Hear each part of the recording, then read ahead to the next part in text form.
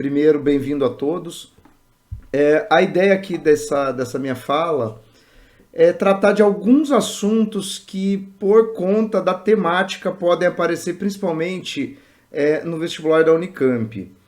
Então, a ideia aqui vai ser tratar da ideia de fundação e refundação do Brasil em alguns momentos em que você vê esse discurso de a partir de agora o Brasil é outra coisa, né?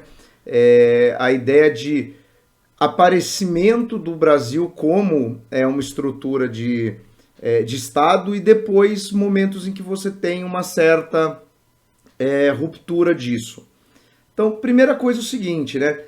A ideia de que o Brasil ele é inventado, né? Ele surge, né? Do ponto de vista europeu, até 1500 você não tem uma dimensão, né, em Portugal de que havia uma possessão, né, um território além do Oceano Atlântico, né? Você já tinha ali a expansão em torno da África, algumas regiões da África que já tinham feitorias portuguesas e a expansão comercial para o Oriente, mas o Brasil, né, em si, ele aparece como uma percepção portuguesa a partir de 1500. E aí nós temos o seguinte, né? A Carta do Pero Vaz Caminha, né, que inclusive está como obra obrigatória do vestibular da Unicamp. E, primeiro, ele é tratado, né, no século XX como o grande documento, né, ele surge no século XIX, né, ela é encontrada, os primeiros estudos da Carta são do século XIX. E durante muito tempo se teve essa percepção, né? O documento da Carta de Pero Vaz Caminha apresentado como a certidão de nascimento do Brasil. Aqui já tem uma primeira coisa a ser pontuada, né? Quando a gente trata o aparecimento do Brasil, né, o nascimento do Brasil a partir da Carta do Pero Vaz Caminha, um primeiro problema que a gente tem é que, obviamente, você está desconsiderando toda estrutura social, né, toda herança indígena, quer dizer, toda a questão de estruturas que haviam aqui previamente. Então, quando você vê esse discurso do Carta de Caminha ser tratado como certidão de nascimento do Brasil, você omite a relevância de todas as estruturas sociais anteriores. Então, isso hoje é bastante questionável, né? Nós temos, inclusive, um avanço muito grande dos estudos que valorizam a história de um ponto de vista dos indígenas, né? A valorização das remanescências dessas culturas, a própria arqueologia que se faz em torno de populações indígenas que já não habitam mais aquele território ou que até estão completamente extintas. Então isso daqui já é o primeiro ponto, né? Essa percepção do Brasil só a partir do olhar português, só a partir do olhar europeu. Uma outra briga, vamos dizer assim, né, de narrativas históricas é a ideia de descobrimento e de achamento. Isso é interessante, né? O vestibular da Unicamp, quando ele coloca a Carta do Pero Vaz Caminha, ele já adota a nomenclatura de achamento, né? Ou seja, algo que já existia aqui, né? E que os portugueses se confrontaram, né? Acharam um lugar. Quer dizer, o lugar existe, mas do ponto de vista português não havia. Porque a palavra descobrimento, né? Ela carrega um pouco uma ideia um pouco mais da não existência, né? Tipo, nossa, descobrimos algo, né? Quer dizer, então isso não existia anteriormente. Existe um pouco essa questão linguística, né, em torno dos dois termos. E é um debate interessante pelo seguinte: o primeiro vestibular que a Unicamp fez, que era temático, que é o vestibular de 99, por acaso é o ano que eu prestei, era um vestibular cujo tema da primeira fase era justamente as celebrações, né, dos 500 anos, né, do descobrimento do Brasil e toda a controvérsia que isso gerava.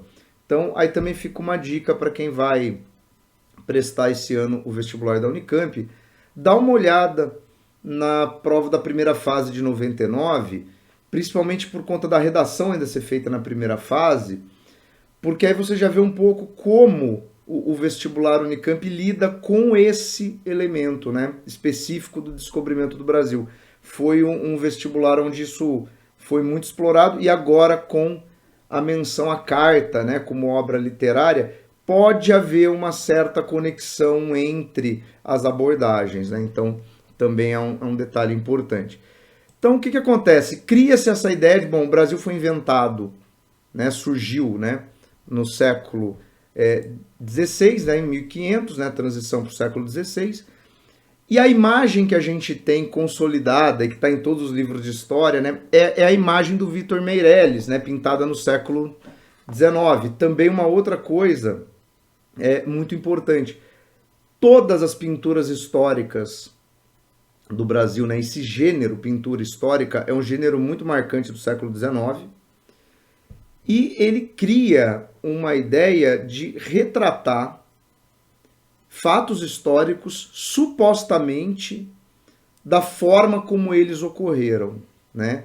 Então, no caso do Vitor Meirelles, ele se inspira no texto da carta do Pero Vaz Caminha, né, e retrata a missa. Primeiro, a importância, né? Retratar a missa. Então, quer dizer, não é nem o descobrimento em si que é marcado como o ponto fundante do Brasil, né?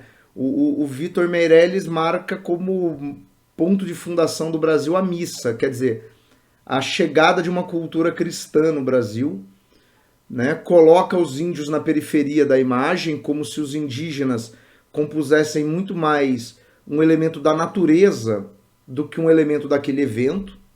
Então você vê esse deslocamento dos indígenas para um elemento praticamente do cenário, né? Então você tem isso.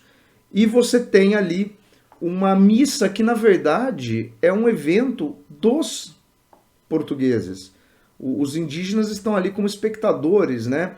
E existem vários pontos da imagem que a gente consegue ver o espanto dos indígenas e a curiosidade deles sobre aquilo. O que também remete muito à visão do Pero Vaz Caminha, né?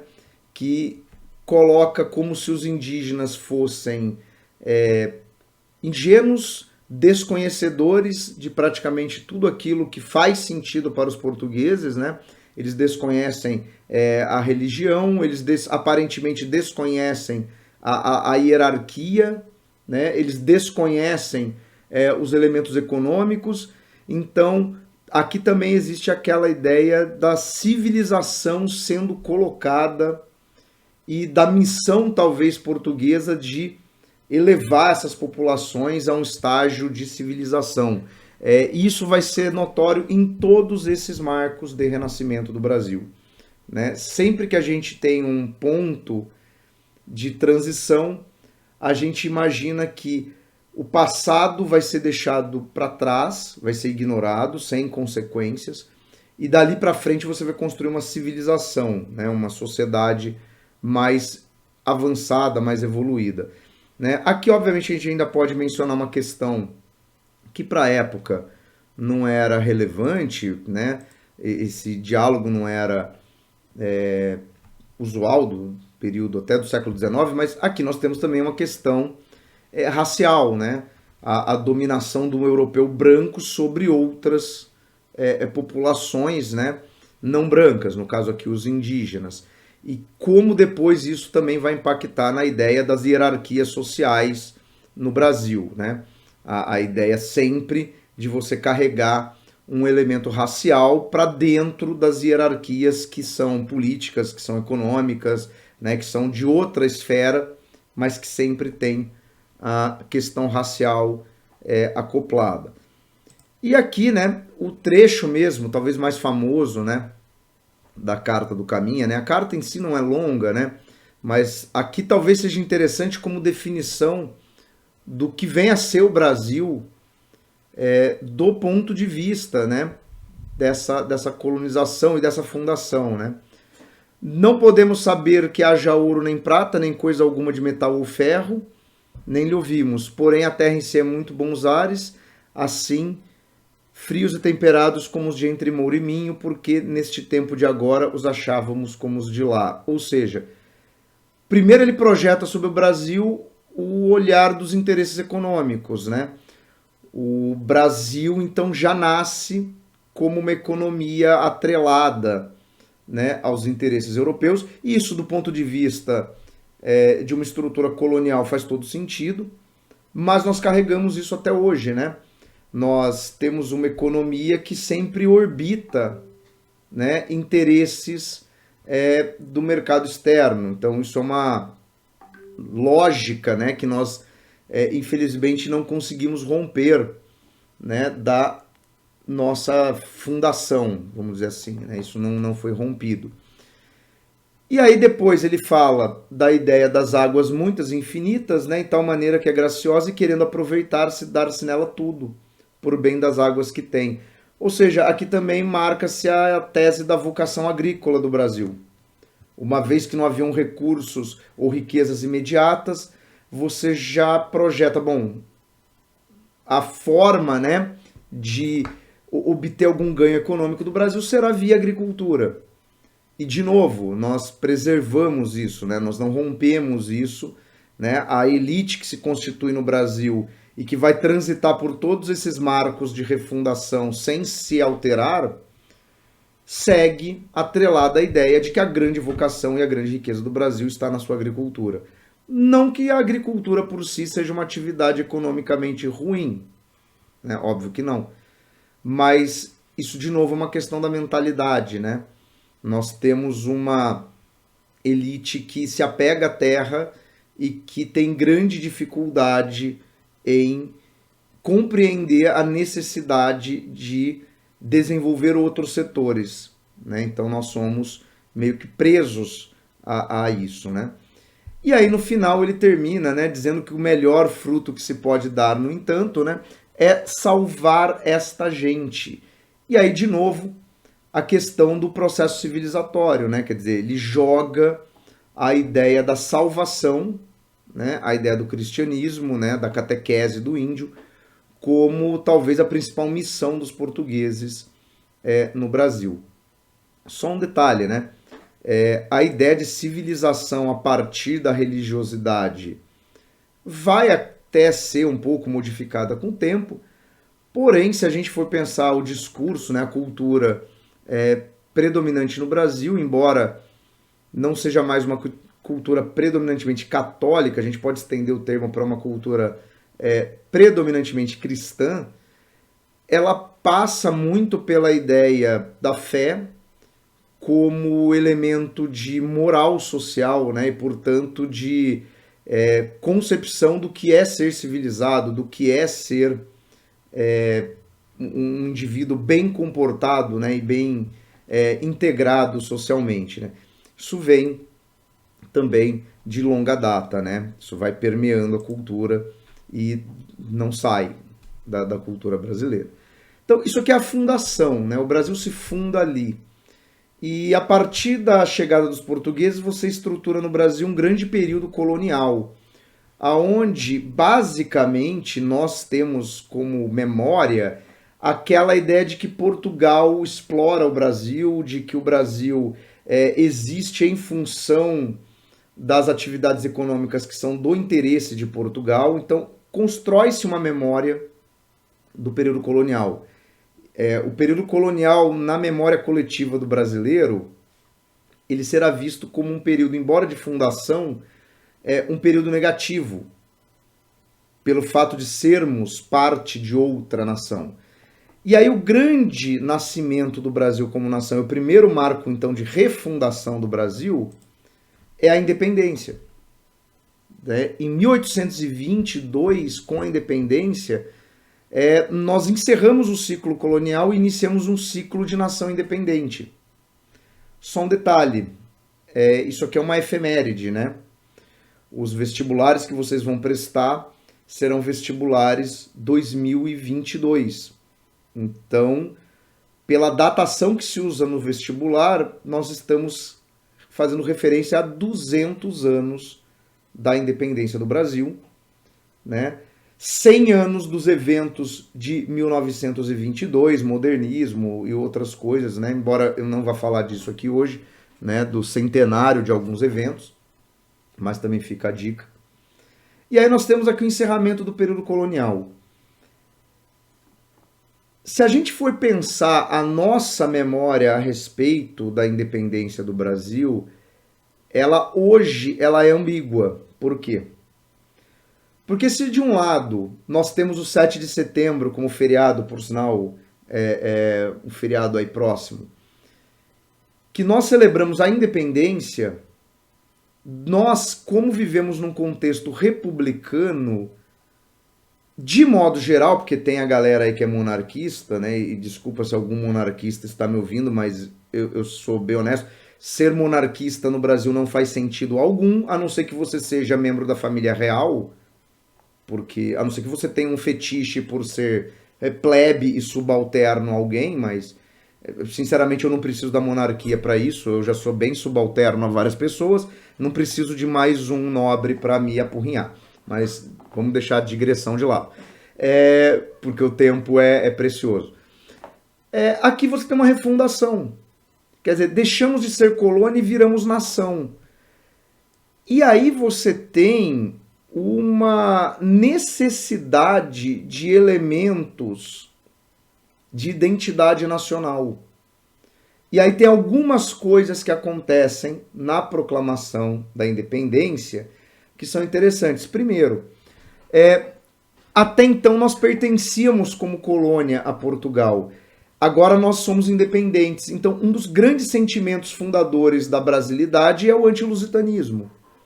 Né? O brasileiro ele rechaça, de modo geral, a sua vinculação com Portugal. E isso é muito notório, por exemplo, como nós valorizamos outras ancestralidades que não a portuguesa. Né? Nós adoramos, por exemplo, nos considerar descendentes de alemães, de italianos, mas de português isso não é um elemento tão valorizado assim. Nós fazemos piada de português, né? Ao longo do século XIX, a fala do português no Brasil vai se distanciando da fala do português Portugal, né? Nós temos elementos, a Academia Brasileira de Letras, e toda a estrutura da língua portuguesa vai se definindo também como uma marca de diferenciação, né? Óbvio que isso tem a ver com as influências linguísticas da imigração, da população africana, da população indígena, que nós temos no Brasil e não temos em Portugal, mas isso vai se oficializando, quer dizer, parte de um esforço também do Estado brasileiro de criar uma cultura oficial que nos distingue dos portugueses. Para quê? Para afirmar a nossa existência como nação. Né? Colocamos Dom Pedro como o grande herói, né, desse rito de passagem, né? Inclusive, agora fazendo uma ligação com essas efemérides todas, né? Teremos ano que vem, como parte, né, da celebração dos 200 anos da independência do Brasil, a reinauguração do Museu do Ipiranga, né, em São Paulo, né, onde, né, na sua sala principal temos, né, a obra, né, aqui em questão do Pedro Américo, né, que junto com Vitor Meirelles é o outro grande pintor, né, dessa temática épica histórica, né, o quadro da proclamação da independência, né, que coloca ali Dom Pedro como agente principal, né, uma independência construída num ato heróico. Óbvio que isso aqui é um total descolamento da realidade, mas é aquilo que fica, né, no imaginário popular, né? E aqui temos um outro elemento desses momentos de ruptura e refundação. Sempre isso acontece vinculado a um ato individual e não a uma transformação coletiva da sociedade. Então, vamos lá. A independência do Brasil é obra de Dom Pedro I.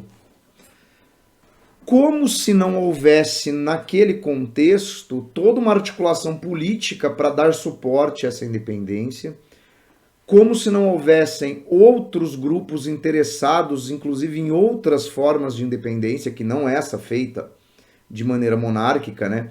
A gente tem que lembrar que no século XIX, a grande tendência no Brasil era a fragmentação do território, né? Quer dizer, independências regionais, né? Separatismos, e o estabelecimento nessas regiões de governos de viés republicano, parecido com o que aconteceu na América Espanhola.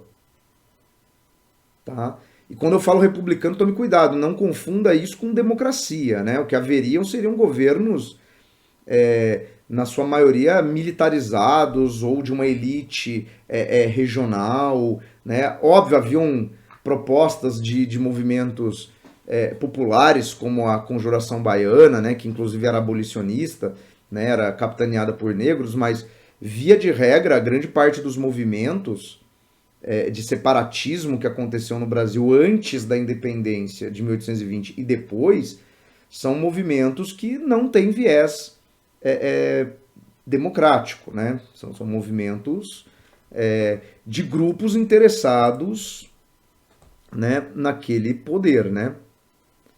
Então, nós temos essa situação. E aí, o que vai acontecer, na verdade, né?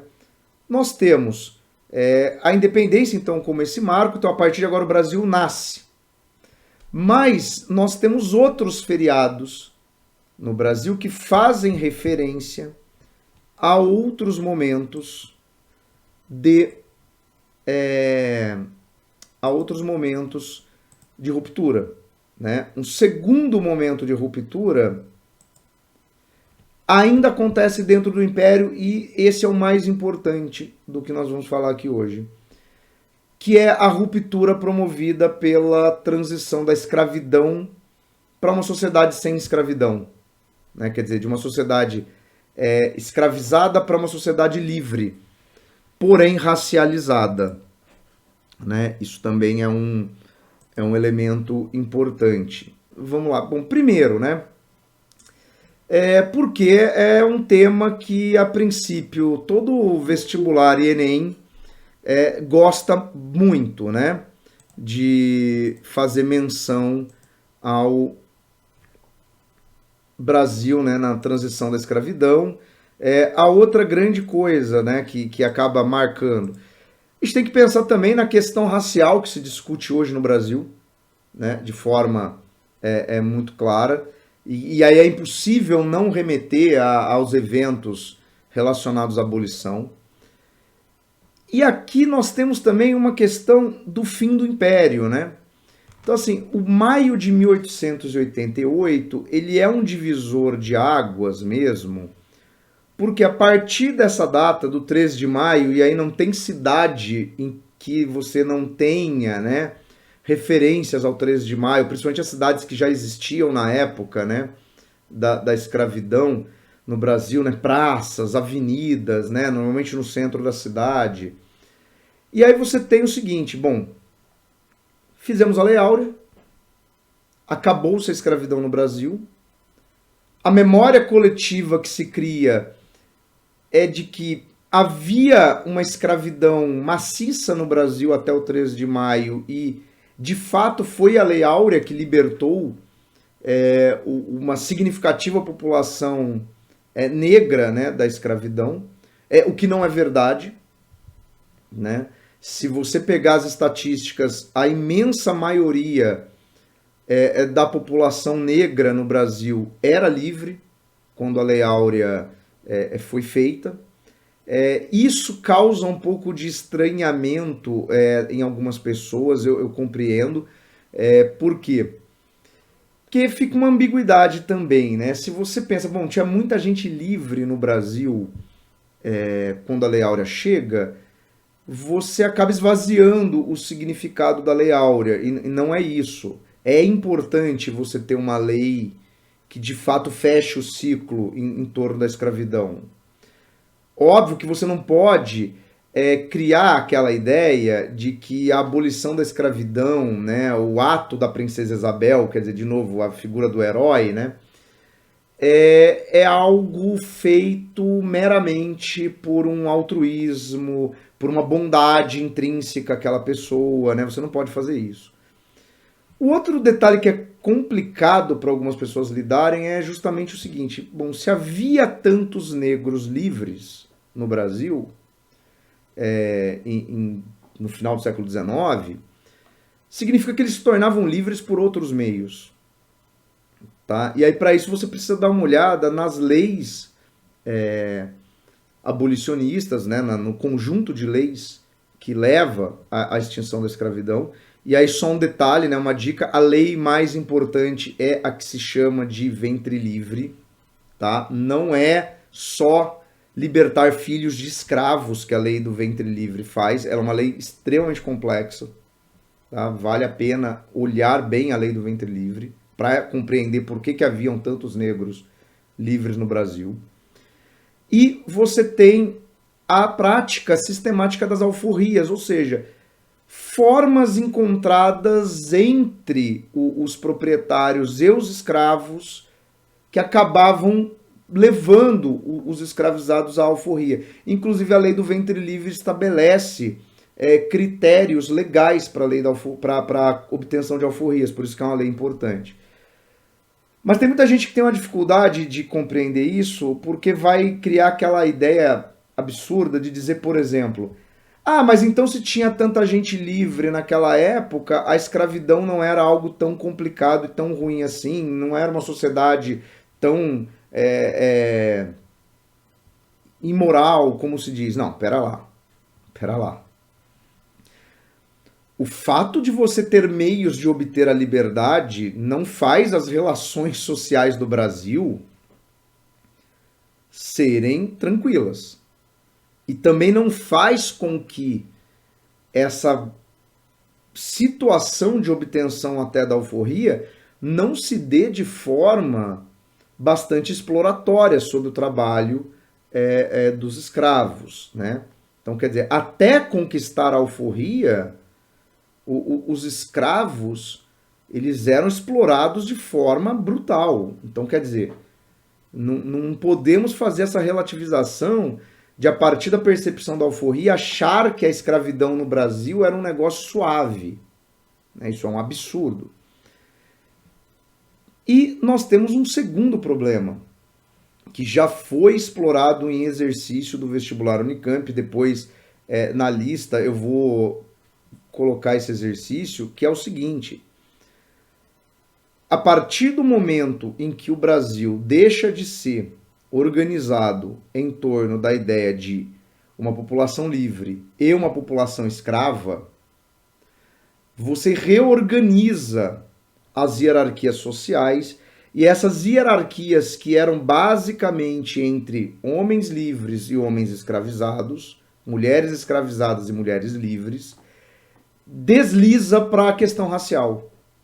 Então, após a abolição da escravidão, curiosamente, a questão racial no Brasil ela se intensifica.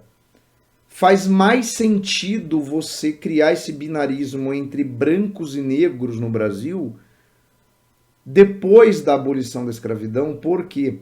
Porque antes da abolição da escravidão, você fazia as hierarquias sociais entre livres e escravizados.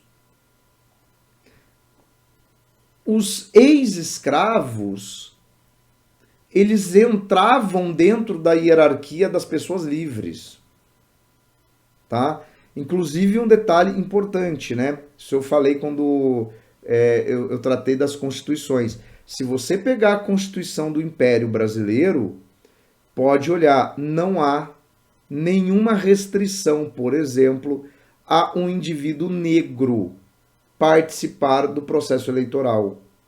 Né? O voto no Império era para homens livres.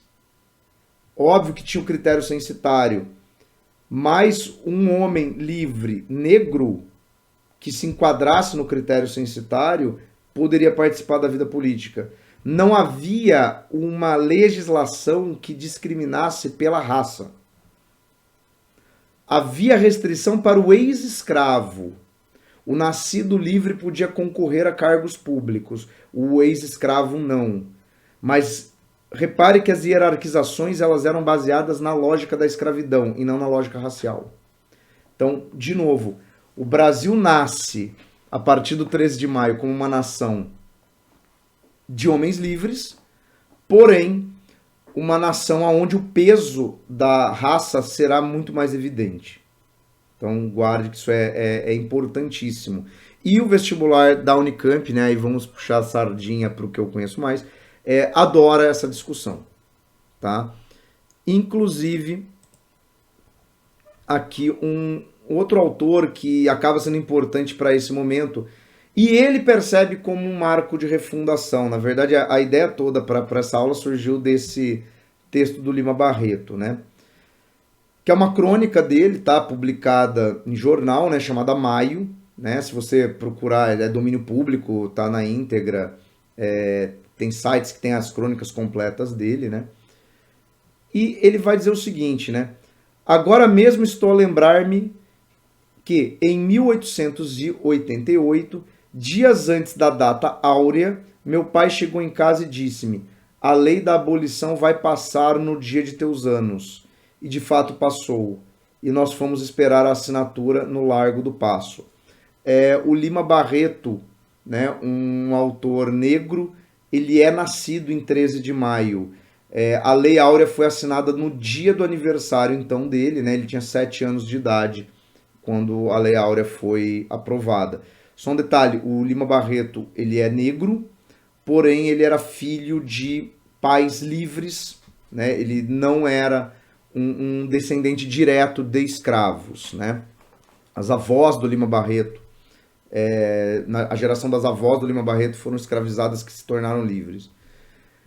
E aí ele vai, né? Ele vivia no Rio de Janeiro, ele vai com o pai até o Largo do Paço, né? O Paço Imperial, que era o palácio de governo do Império, né? Houve uma multidão que foi até o Paço no dia 13 de maio, predominantemente negros, ver a assinatura da Lei Áurea. Quer dizer, houve uma cerimônia pública. Né? Foi feita a assinatura lá dentro, obviamente, mas a princesa Isabel, cercada de parlamentares abolicionistas, foi, né, até a janela, né, até a varanda do Paço Imperial. A princesa veio à janela, foi uma ovação, palmas, acenos com lenço, vivas, fazia sol e o dia estava claro. Jamais na minha vida vi tanta alegria. Era geral, era total. E os dias se seguiam, dias de folgaças satisfação. Deram-me uma visão de vida inteiramente festa e harmonia. Houve missa campal no campo de São Cristóvão. Eu vi também com meu pai.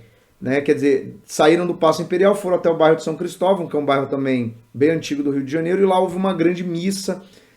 Inclusive nessa missa que tem uma foto da princesa Isabel, cercada de outras personalidades, onde está o Machado de Assis, né? E ali é bem possível ver como o Machado de Assis não era branco, né? Também essa história do embranquecimento de Machado de Assis, né?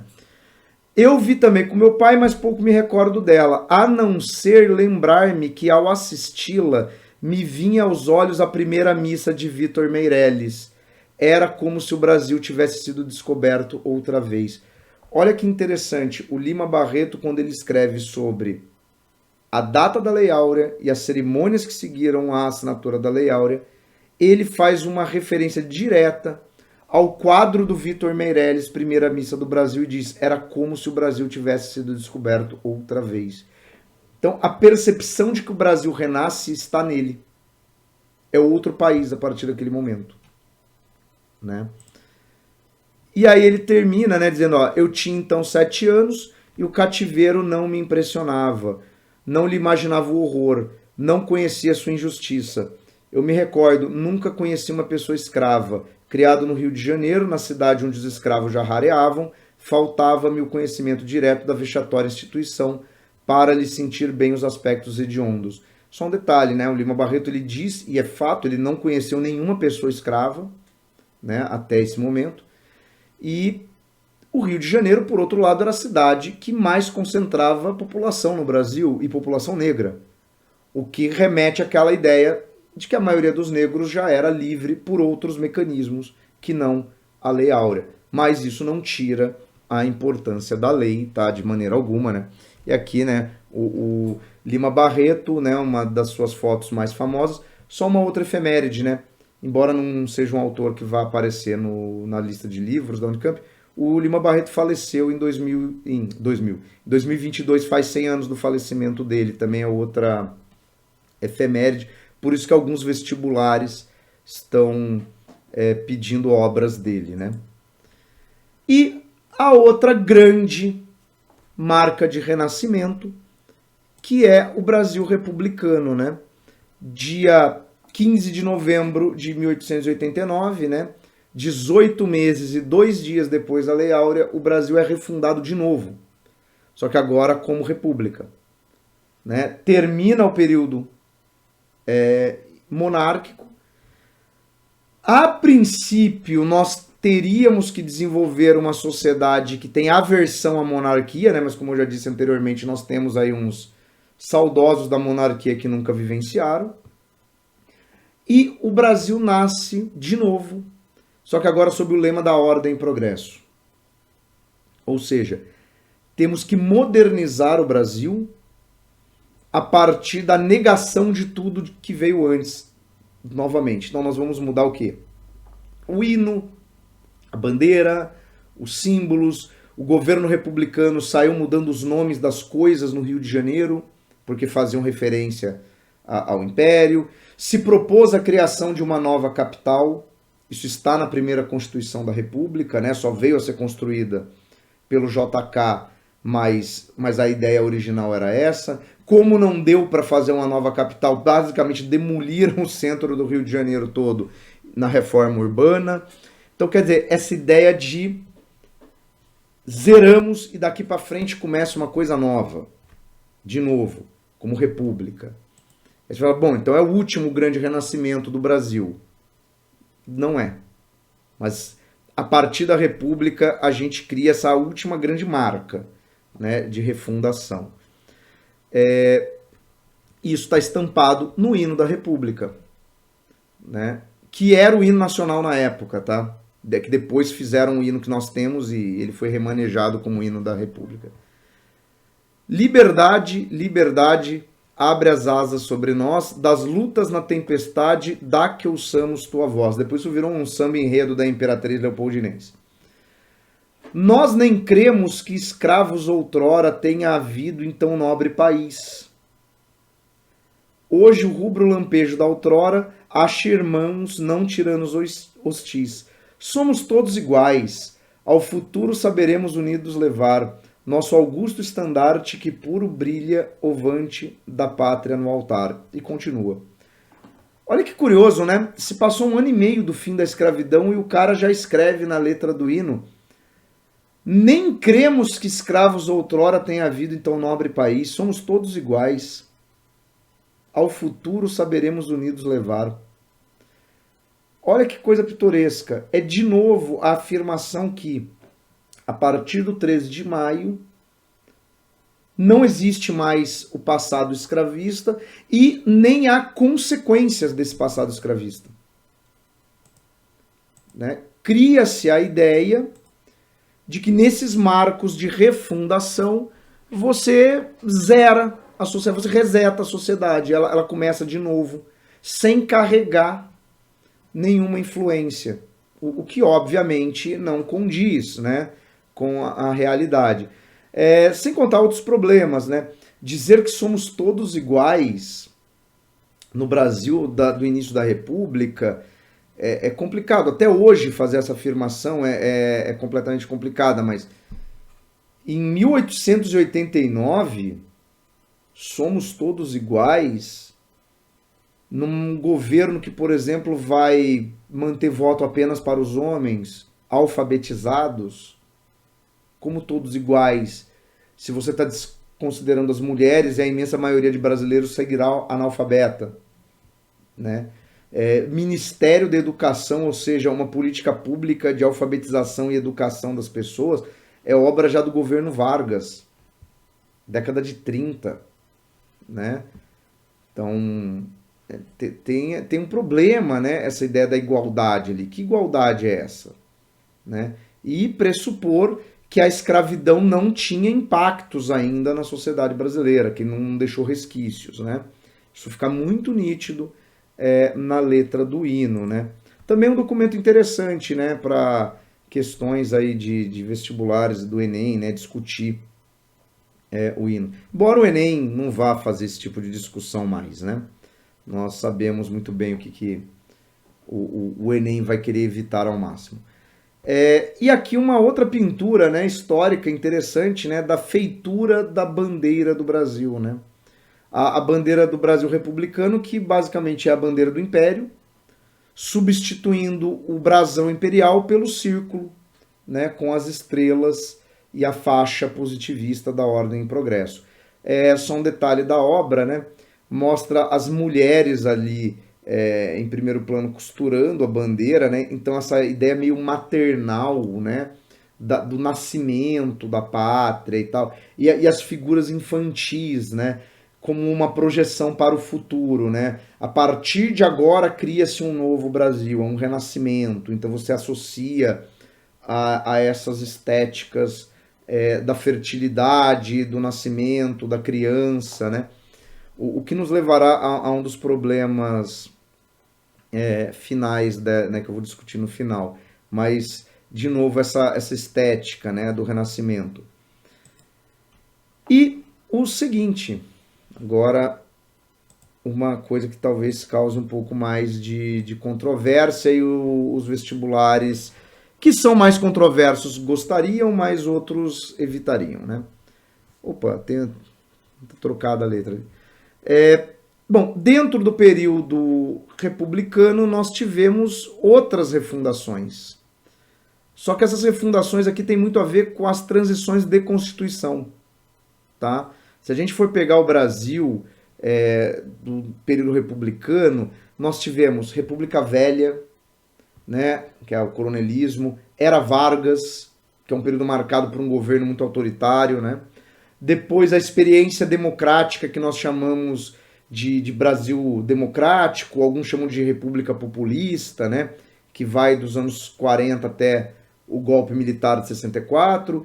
Depois nós temos a ditadura militar, né, de 64 a 85, e aí nós temos a redemocratização do Brasil, né, o último grande momento de refeitura do país. Né? Nós vivemos, né, num momento de refeitura do Brasil que se inicia lá em 79 com a lei da anistia. E aqui temos um detalhe. Todo o período republicano brasileiro é marcado, tá, pela sombra da chamada tutela militar. Esse termo, para quem acompanha o jornalismo e tal, você vai ver várias menções ao termo tutela militar nos noticiários atuais. Por quê? Se a gente lembrar, o Brasil vai virar república por obra dos militares. Marechal Deodoro da Fonseca, primeiro presidente. O Vargas chega ao poder em 1930 por meio de um golpe militar, né, apoiado pelos tenentistas, que já haviam demonstrado insatisfação com o governo das oligarquias ao longo da década de 20. Então, você tem um processo de participação política dos militares que culmina com a proclamação da República e depois com o golpe de 30 do Getúlio Vargas. A saída do Vargas da presidência em 45 também tem uma forte pressão dos militares. Tanto que quem é eleito, embora num contexto democrático, na sequência do Vargas, é o Dutra, que era ministro da Guerra e que disputou a presidência contra o também militar brigadeiro Eduardo Gomes. Depois você tem uma tentativa de golpe contra o JK, que é barrada por militares favoráveis à posse do JK, né? O Marechal Lott é um personagem central disso. Depois você tem constantes crises militares no Brasil que vão culminar com o golpe de 64. Né? Primeiro tentam impedir que o João Goulart assuma em 61, depois você tem o golpe militar em 64, depois dentro da ditadura você tem um aprofundamento dela em 68 com a AI-5, depois você tem o processo lento de abertura a partir do Geisel, que culmina com a lei da anistia, mas alas do exército são contrárias, né, à redemocratização. Então, quer dizer, o que é a tutela militar? Existe no Brasil republicano e todos esses períodos de transição se referem de uma certa forma a essa tutela militar. Criou-se uma ideia de que os passos que se dá dentro da República no Brasil, eles são passos aonde os militares têm o papel de autorizá-los. Então, se a gente for olhar quase todas as rupturas e transformações significativas que houveram no Brasil dentro da República, eles ocorreram de alguma forma por ação direta ou negociação com os militares. Então, a gente pode dizer que, sob um certo aspecto, o Brasil republicano ele nasceu e se mantém refém dessa tutela militar. Alguém fala, bom, mas o que isso tem a ver com a lei da anistia? Tem tudo a ver. Nós demos anistia aos militares que comandaram o país durante a ditadura militar. Nós fizemos um acordo com eles, e um acordo que sai caro demais para nós até hoje. O que esse acordo estabelece? Nós não vamos puni-los pelos atos cometidos. É isso ao que se refere à anistia. A anistia é muito mais interessante do ponto de vista dos militares do que do ponto de vista dos civis. Porque ela anistiou quem deu o golpe, ela anistiou quem torturou, ela anistiou quem participou de um governo de exceção. Isso permitiu que eles seguissem vivos em termos políticos no Brasil. Eles não foram exonerados de seus postos militares, eles seguiram nas Forças Armadas. A gente simplesmente negociou o seguinte, vocês ficam no quartel. Mas nós não os punimos por romper acordos anteriores. Por isso que de vez em quando, né, volta aí a vontade de sair do quartel, né, de testar a existência ou não da chamada tutela militar, né? E aí a gente tem que pensar o seguinte, né, para encerrar, né? Qual é o impacto desses vários processos de refundação do Brasil na nossa estrutura de pensamento, na nossa mentalidade, né? E aí a gente tem 3 pontos que são importantes. Primeiro, criou-se no Brasil, por conta disso, a ideia de que há uma superação do passado que apaga qualquer permanência anterior. Então a gente acha que ao se tornar independente, nós jogamos o período colonial para o baú da história. Que ao se tornar um país livre, nós jogamos as influências do período da escravidão no baú da história. Que ao proclamarmos a República, nós não carregamos nenhum tipo de questão herdada do Império, né? Que agora o Brasil vai. E aí vem um segundo problema. Todos esses episódios criam no brasileiro a tese de que o Brasil é uma obra em andamento. O Brasil nunca está pronto. O Brasil é sempre o país do porvir, é sempre o país do futuro. Então a gente sempre faz projeções para o futuro e se conforma que o presente é imperfeito. Né? Nós estamos sempre atrás de algo, né? Sempre em busca desse marco de progresso e de civilização. Mas ele nunca se materializa. Né? Nós temos muito isso. Né? O Brasil é um país muito do imaginário, muito da idealização e pouco do concreto. Né? E com isso a gente acaba negando também a necessidade de processos de reparação. Então, nós temos, por exemplo, uma sociedade que ainda insiste em achar que nós não temos que dar solução, por exemplo, a questões herdadas do passado escravista, que nós não temos que dar algum tipo de solução, por exemplo, para a questão indígena no Brasil, né? E aí dá para fazer um gancho agora com toda a discussão que ressurgiu, né, por causa do incêndio na estátua horrorosa, diga-se de passagem, do Borba Gato, né? O Brasil acha que não precisa, que o passado não dialoga com o presente, né? E que as homenagens que nós fazemos no presente não é uma opção daquilo que do passado faz sentido hoje. Sim, Mariana, o Brasil nunca está pronto para as coisas, né? Tudo aquilo que é visto como marco civilizatório em outros pontos, o Brasil é sempre apresentado como alguém que ainda está engatinhando nesse sentido. Mas, ao mesmo tempo, é curioso, porque do mesmo jeito que a gente acha que o resto do mundo talvez esteja um passo à frente, e isso fica muito nítido, por exemplo, no Nelson Rodrigues, quando ele fala da síndrome de vira-latas, né? Ele fala do futebol, mas ele expande a metáfora para tudo, né? Que tem a ver com a nacionalidade brasileira. É engraçado, porque nós, ao mesmo tempo que nos sentimos em construção, nós também somos incapazes de validar uma solução nossa, né? O brasileiro sempre busca o referencial estrangeiro na coisa. Ah, mas vamos tentar fazer assim. Ah, mas se não funcionou na Alemanha, não funciona aqui. É meio essa a referência. Se não funciona no Canadá, você acha que vai funcionar aqui? Sempre tem essa nota de nós ainda não estamos prontos para isso, realmente, né? Então é complicado. Então, a ideia era essa, né? Pensar sobre esses momentos.